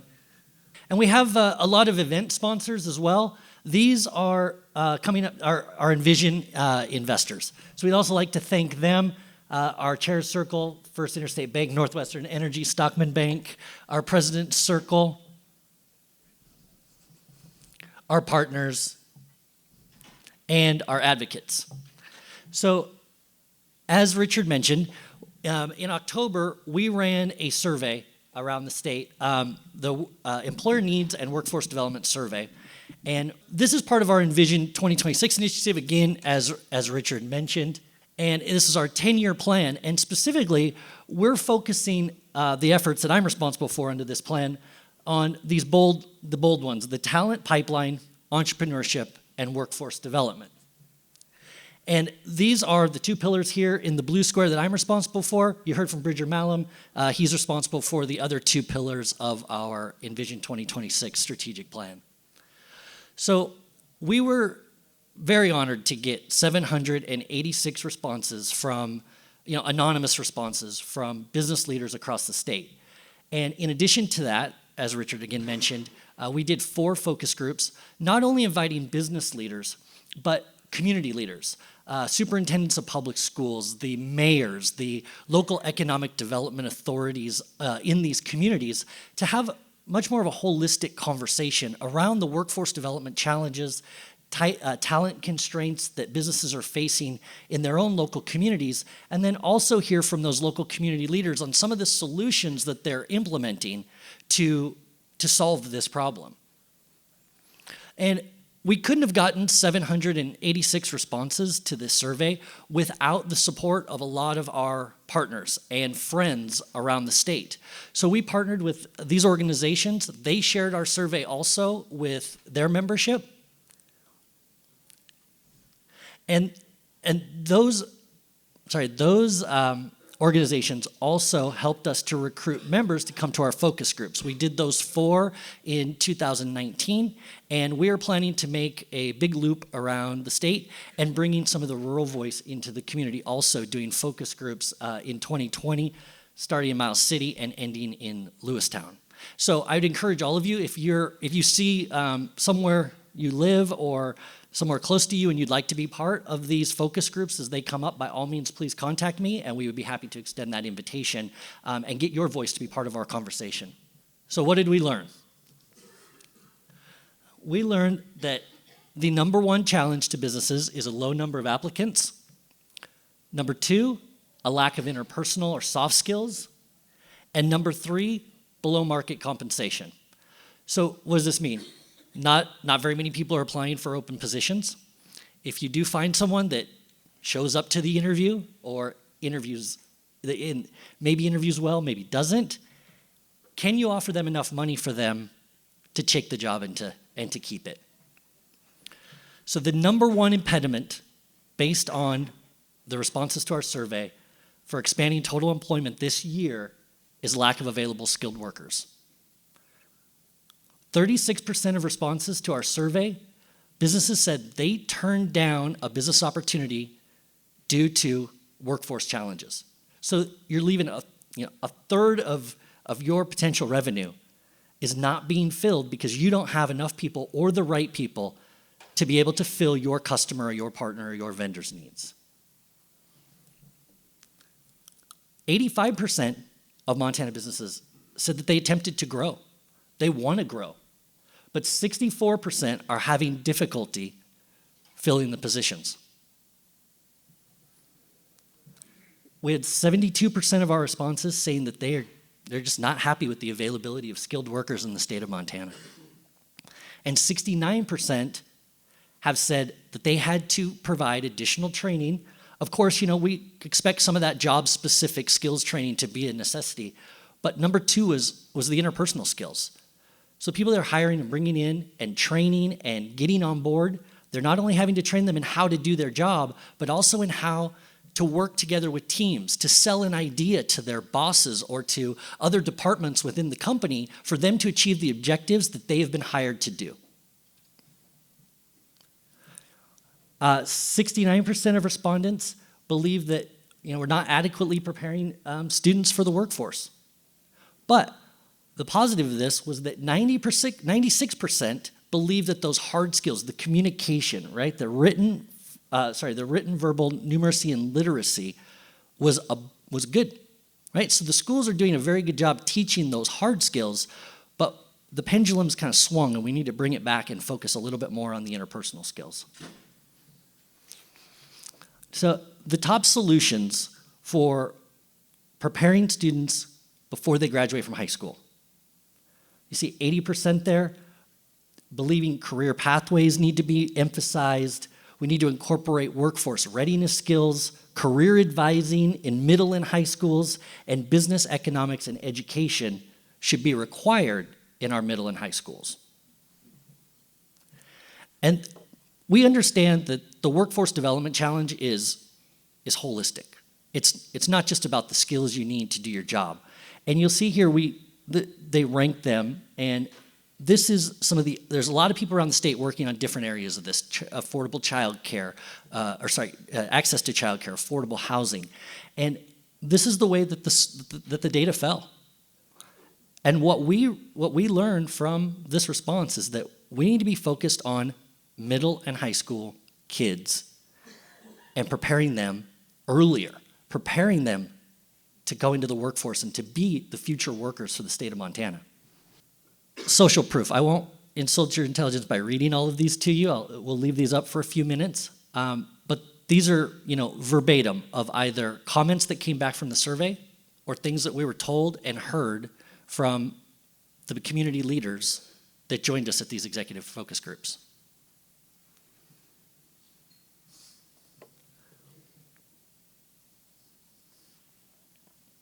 The one in white here came up a lot, right? We have a demographic shift. Baby boomers are starting to age out of the population. Generation X coming into senior management. And we need to be sensitive to that next generation and what really motivates them, what they want to do, what gets them out of bed and comes to your business to help you achieve your goals.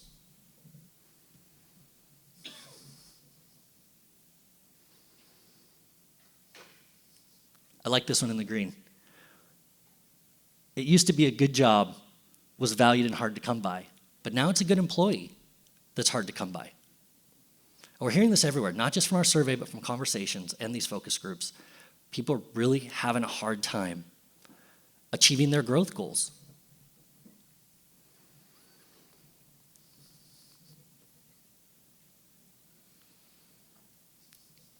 This one might be a little controversial, but there's a big group of community organizations, and there's a lot of overlap in the efforts that they're doing.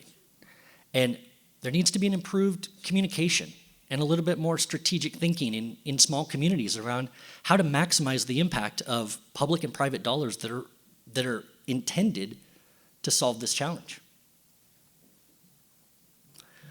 So we all know, and we've heard about it ad nauseum, I'm a perfect example of the brain drain, right? If you go to a four-year college and you get a degree, sometimes it's hard to find a job. Well, it was hard for me to find a job, so I had to leave and then came back. And there's a lot of people that want to come back to Montana. The soft skills, the interpersonal skills, right? Brain drain, soft skills. Career options. We hear over and over, we gotta stop selling college as the only way to get ahead. Getting a lot of nods, that's good. Everybody seems to be agreeing so far, Todd. And professional development. This goes back to the generational shift I just mentioned. Generation X, there's been not a lot of training or formal training to prepare my generation to move into that next leadership role. So professional development, the retention of staff, helping people within your company take on bigger projects, larger roles. So what are we going to do about it, right? It's action. That's what we're all hearing. What are you going to do? And the answer is we're going to focus on solutions that develop employability traits and instill entrepreneurial and economic principles in our future workforce. Right? That's our whole focus. I'm going to say it again. If anybody wants to disagree or add to this or talk more about it, it's developing employability traits and instilling entrepreneurial and economic principles in the future workforce. And the panel following our 30-minute break, as soon as I'm done, or I guess we're coming back at 10. I think I'm a little ahead of schedule. The panel afterwards, actually I got ahead of myself. Solutions. The Montana Chamber of Commerce has joined together with DLI, Office of Public Instruction, and the Office of the Commissioner of Higher Education to work together with them to help promote Montana's career technical education. And these are some of the programs that fall under that, right? You got your FFA, your DECA, your BPA. And now I'm going to go to the panel that follows our break. After we come back at 10 o'clock, there's going to be a panel moderated by Dr. Susan Wolf of Great Falls College of MSU. And on that panel is going to be a number of educators. And we're going to talk about how some of these solutions can support what we're talking about, right? Developing those employability traits, instilling that entrepreneurial spirit, and those economic principles. Youth entrepreneurs, we have the president from Wichita, Kansas, Kylie Stupka. She'll be on that panel. We also have Karina Beck, the head of the MSU Hilleman Scholar Program. And we have Kelly Cresswell from Helena Winds. And they'll be back right afterwards to talk more about how these solutions complementing what the CTE is doing. And we really hope that you would all come back for that at 10 o'clock. Yeah, that only took 10 minutes. That was quick. That's it. Thank you very much.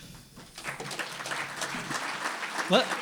Oh, okay, Todd's telling me we got plenty of time for questions. That was really quick. Does anybody have any comments or thoughts on the data and where it pointed us? Yeah.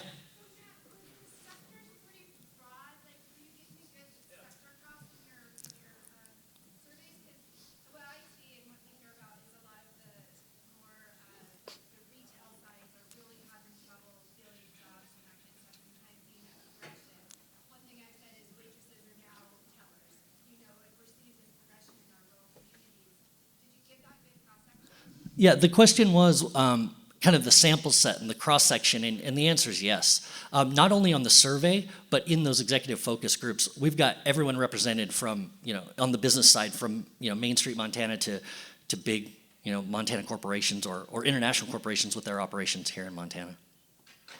Yep. Yes?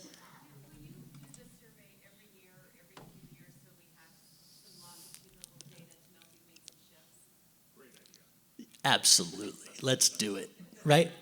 I mean, and if our partners that helped us achieve the level of success that we did in this survey are willing to share it, and if this is valuable and important information to the state of Montana, not only to the businesses, but to the people working on the solutions, and we can, if we can start this and see trends, that'd be fantastic. Great idea. Yeah, we'll send it to you. Make sure you get it. over there. Yeah. So, Matt, in some of the conversations that I've had recently, it's not just workforce, but it's the shift in workforce, what those individuals are expecting from employers. Is there something to complement what you're doing to look for workers with businesses for a change in how they onboard and how they view their employees, terminology and things like that as well? Yeah. I think we're kind of trying to figure that out right now. I don't have an answer for that one. You know, how are businesses, the question over here is how are businesses changing the way that they find people, they onboard people, they retain them. Is that correct? Correct. Yeah. And we're talking to a lot of people about a lot of different solutions. We'd like to be able to find one that's all-encompassing. We don't know whether we are going to be able to find that or whether we're going to have to pull pieces from different ones. I know that the Youth Entrepreneurs Program is very complementary to a BPA or an FFA or a DECA, where, you know, a BPA, the final is kind of prepare for your interview, get graded on your interview, and then what do you do? And I think there's benefits in all these programs and how we can shape them to meet these business challenges and the business workforce development needs. Yeah. So one of the indicators was that the number three problem was wages. Are you going to collect additional data on cost of labor? The question is number three, the third challenge, which was below market compensation, and whether we're going to collect data on. Could you just clarify on wages? And cost of labor. Right at the moment, we don't have any plans for that. And again, you know, we're in the middle of this one and those executive focus groups, and it's a question that we can ask, you know, kind of in the context of those conversations and see what comes back. But at the moment, no, we don't have plans to do that.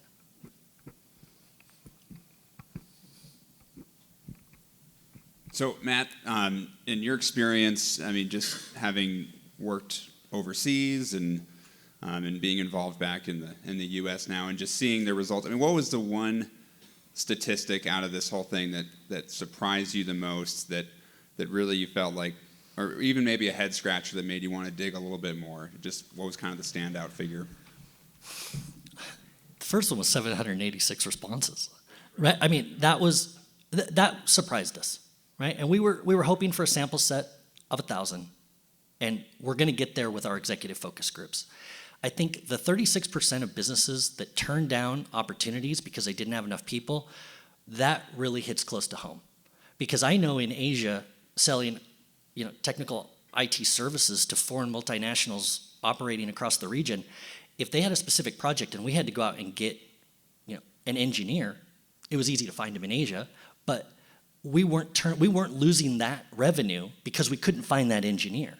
And when we're talking to businesses here in Montana around the state, if you're 36% may seem like kind of a small percentage number, but if you turn that into dollars and cents, that's a third of your business growing if you can, you know, capture all that revenue for those opportunities. So, Bridger, that's the one that really kind of gave me pause for a moment.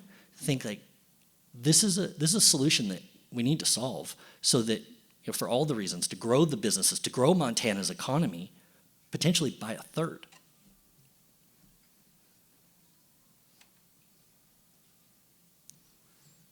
Hi, Kristen.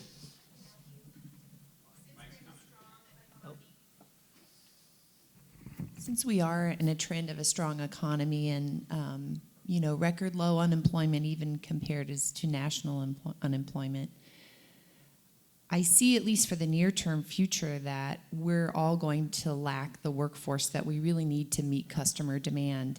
Have you heard from any Montana businesses that they are having to seek out other solutions like using technology to replace employees because they just know they're not going to be able to get the workforce that they need?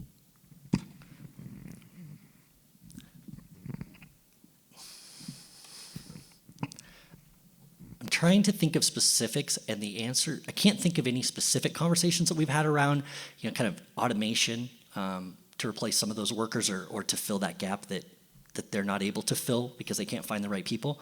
That hasn't been a major topic of conversation through this effort. It's focused a lot more on, quite frankly, the kind of the interpersonal skills in the middle and high school students, as opposed to really getting into some of the business strategies yet of how we're going to solve this, or how businesses are solving this. But it's absolutely something that we can ask as we continue, traveling the state around and doing these, additional executive workforce or focus groups. Yes.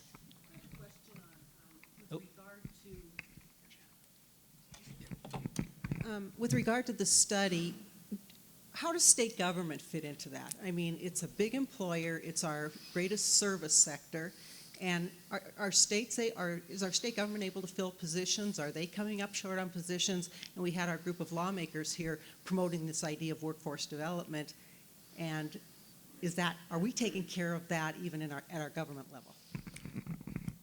I don't have an answer to that one. This was focused primarily on the business community. So I'm sorry, I don't have an answer to that question. And so, sorry, I had to step out of the room, Matt. So I don't know if maybe this was something that came up in the process when you were discussing when we were hosting the roundtables with the business leaders. And one thing I was always kind of thinking about is, like, when we were going to convene these groups, was to what extent are some people going to share the successes that they've had? Because if I'm a business owner, I would also see the benefit of, if I got this neat thing going with this school district and I'm getting a talent pipeline out of it, why would I share that with my competition? Right. So could you share, like, what you found, whether there was a trend of, like, how candid some of these success stories were, and maybe if there's any that you recall that were of a special significance? Yeah, that wasn't a planted question, by the way. But there's one that stands out from Great Falls, and that was the John Deere University. Do you remember that one? And they were talking about bringing high school juniors and seniors into the John Deere University and training them on diesel mechanics, and they had a pipeline of these diesel mechanics all lined up for various kind of businesses right outside of Great Falls, and that was something that was being highlighted in the executive focus group as, a solution for other businesses in Great Falls to take advantage of, to fill their position, to train the people to fill those positions. So that's one of them. I'm trying to think if there's. That's the first one that comes to mind.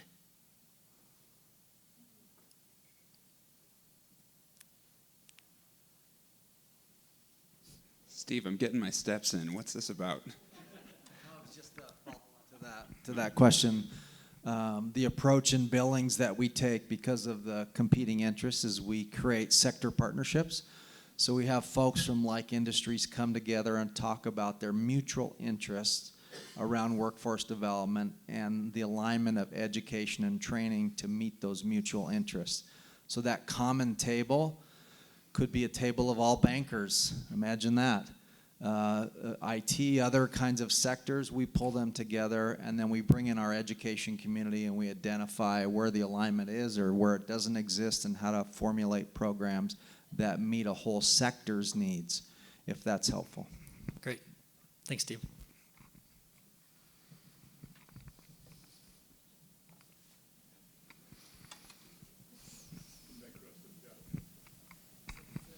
Is there anything being done on a statewide level to try to attract workforce in general to the state of Montana, or to provide some sort of resource that businesses could pull on, maybe from the Montana Chamber, to help us with attracting people to our positions in Montana?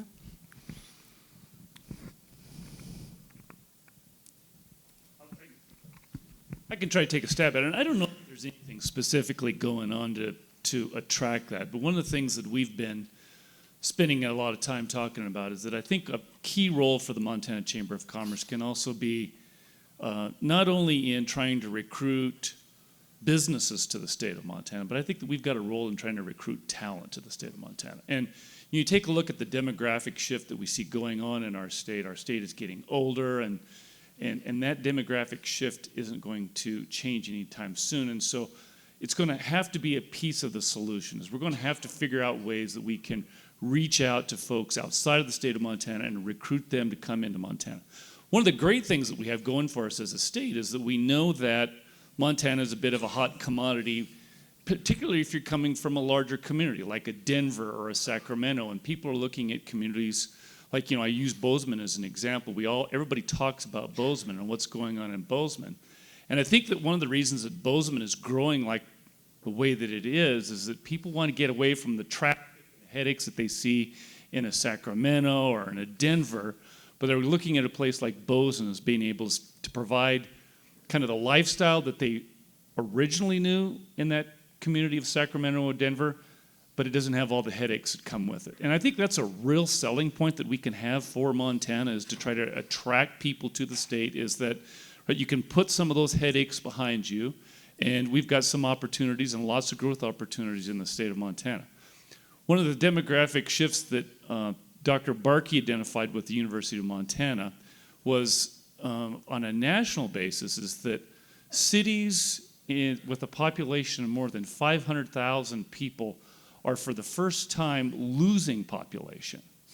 And those folks are moving to communities, obviously, with less than 500,000 people. And the sweet spot seems to be in those communities that are around 100,000 or less. And so you're talking about the major urban areas in Montana, the Billings, the Kalispells, the Missoulas, some of those sort of things. And so those are where I think there's a real attraction point to be able to pull folks to the state of Montana. And I think some of this, quite frankly, gets into the infrastructure question that we talked about earlier, right? In my previous job, I'm trying to remember, it was probably 10 years ago, the company offered me a promotion and offered to move me to Denver. So I loaded up my wife, we went to Denver, spent a couple of days looking around. And what was the first thing that we went to look at? Schools. That was the first thing. And we went to a high school, and it was a beautiful high school. And we went to the elementary school, and it looked frankly like a women's prison. And my wife says, we're not doing it. I can't move my kids into that kind of a school. I can't move my kids into that kind of a school district. So that was kind of a basic infrastructure question. I turned it down. Says, move me back to Montana.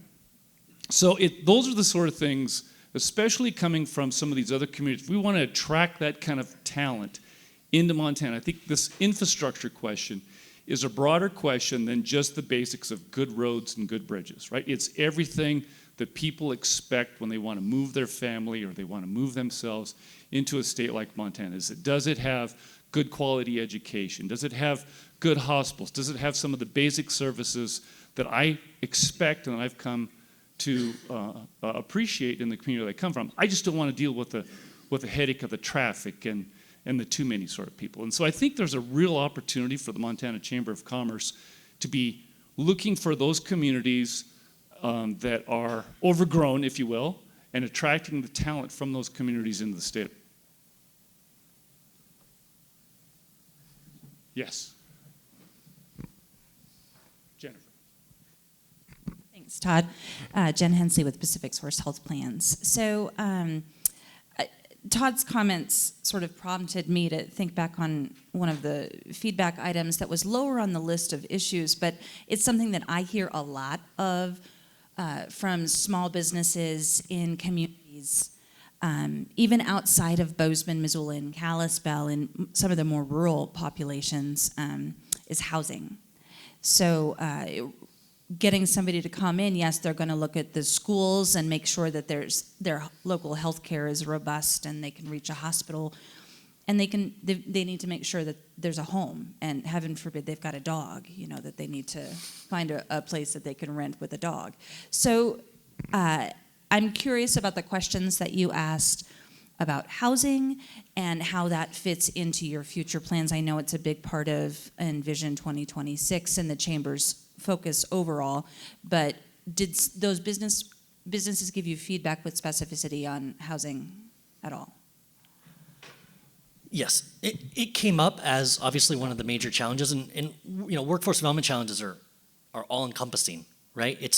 it's not just about the person, it's about the person's entire life, right? As Todd articulated just a moment ago. I think you're referring to those top solutions, right? And the 5 through 11, which were kind of broken out. And that was based on, agree, disagree, and the percentages. And that was how we ranked those. And then there's a number of comments, right, in the comment section that specific, kind of verbatim feedback did talk a lot about, affordable housing and not being able to attract talent because, like you said, God forbid you have a dog. I have a dog. It was hard to rent in Missoula, right?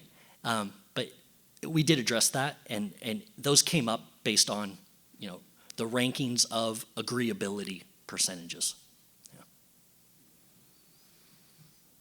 And I think the other thing is that, the reason we did this survey was that, as Matt alluded to in the beginning, is that, this workforce development challenge is everything that includes affordable housing, access to childcare, soft skills, criminal justice reform, right?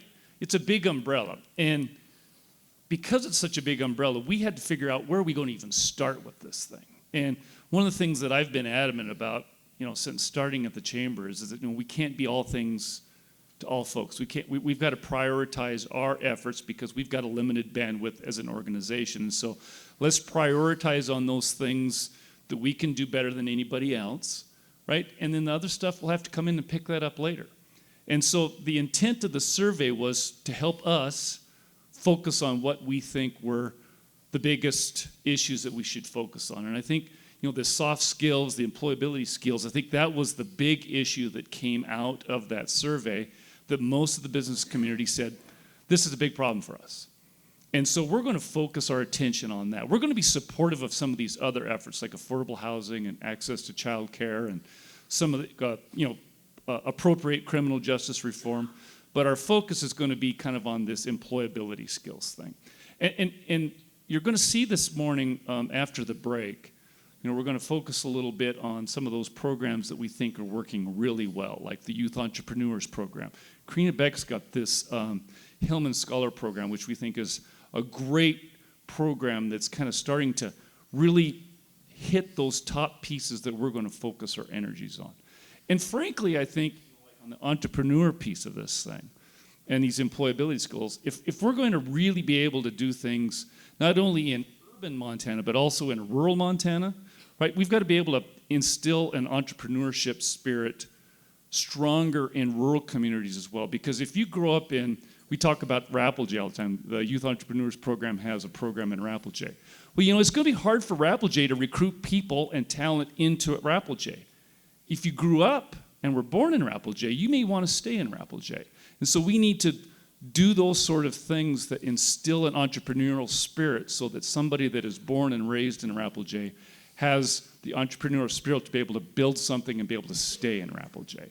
And so I think that's really what we're going to be focused on over the course of the next few years is, this Youth Entrepreneurs Program, supporting programs like what Karina Beck's got going with the Hillman Scholarship Program, because we think that those hit the top 2 or 3 priorities as identified by the business community. And once I think we feel like we've really got our arms around that, right, then we'll move on to those next sort of efforts on that sort of thing. But this survey really helped us fine-tune where it is that we should start with our efforts. And I'll give you another quick example that I think that we can feed into as part of one of the things we want to pursue, and that was the career awareness piece, particularly in that K through 12 grade. My son's going into the 8th grade, and they're starting to do surveys in Livingston with students trying to identify generally what it is that interests them. And so I think what we need to start doing is more of that career awareness and letting kids know that, if they're interested in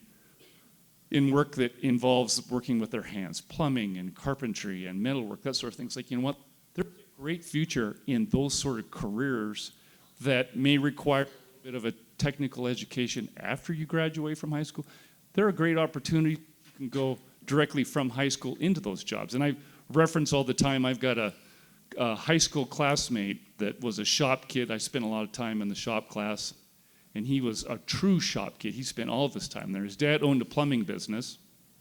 And he got out of high school. He didn't go on to college. He went directly into his dad's plumbing business. Him and his dad didn't work real well together. And he ended up going out on his own and starting his own plumbing business in Livingston. He's my age. He's early 50. And he announced this spring that he retired. He gave it up. He was a plumber. And he became comfortable enough from an income standpoint that at the age of 52, 53 years old, he was able to retire in Livingston. And then on top of that, right, he's going to expand from that. Now he's going to open up something that's a real passion of his, and it's an ammunition business. And so not only did he do well enough as a plumber that he can retire, but he also has enough resources that he's going to open up another business, another entrepreneurial effort that he's undertaking. So, I mean, those are the sort of things I think we've got to do a better job in the K through 12 system, is educating kids on a variety of the pathways that they have available to them that aren't necessarily requiring of college or a technical education. I think that's a role that the Montana Chamber can help play. Thanks, Todd. Last question? No?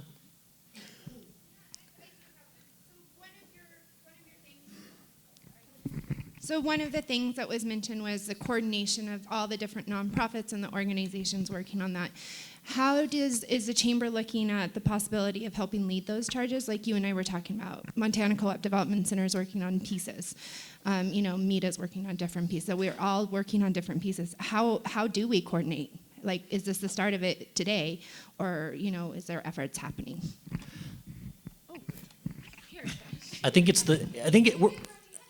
We're right at the start of it, right? That was one of the, that was a verbatim quote that came out of one of our executive focus groups from Bozeman, right? That was highlighted. There was 24 people in that executive focus group from all over, and some industry-specific associations brought this up, that there needs to be more coordination between the people that are all looking at this, and there's a competition, right, for the public and the private funds there. And the point was made that there needs to be more collaboration, cooperation, and communication. This is what we're doing, what are you doing, and how can we work together on that, instead of going into your silo, right, and thinking that thinking you can solve the problem that you've been tasked with by yourself, instead of bringing in those additional outside resources or partners that can complement what you're trying to do. So, we're playing nice with, we'd be happy to help kind of bridge that communication and that cooperation and collaboration. And we'll do the best that we can, but this is really kind of just the start of figuring out this really complex challenge and solving it for Montana businesses. So with that, I think we'll take our break. We'll come back at 10 o'clock. I want to encourage you to stick around from that, because what we've done here is we've tried to identify what the challenges are, and then rather than just end it there, probably we want to now turn our attention to some of the solutions that we see fitting these challenges that we have here. And so make sure you come back at 10 o'clock. We're going to have some panel discussions about some of the programs that we think are really working well in Montana, and looking for opportunities that we can support those programs, ramp them up, emulate them if we need to, but in sum, look for ways that we can support that sort of an effort on meeting our workforce challenges. So make sure you come back at 10 o'clock, and then we'll wrap up at noon with the governor. Thank you.